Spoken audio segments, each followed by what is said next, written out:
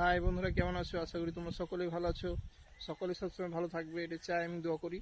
তো যাই হোক, যারা আখ চাষ করতে ইচ্ছুক, এই যে ব্ল্যাক আখ, ব্ল্যাক বাম্বু বা ব্ল্যাক আখ যারা চাষ করতে ইচ্ছুক তারা অবশ্যই ভিডিওটা দেখবে। আর বড় ভিডিও পাওয়ার জন্য আমার চ্যানেলটাকে লাইক, শেয়ার, সাবস্ক্রাইব করে রাখবে। তো যাই হোক, আমি এটা দেখাচ্ছি।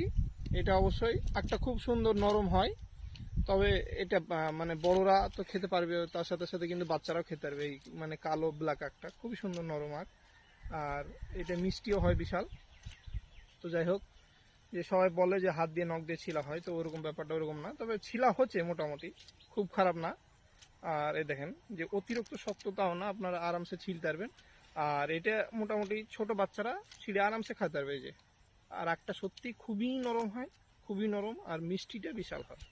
এই একটা অবশ্যই আপনারা চাষ করবেন, কারণ এই আখের চারা আমার কাছে প্রচুর নিয়েছে। কোচবিহারে 2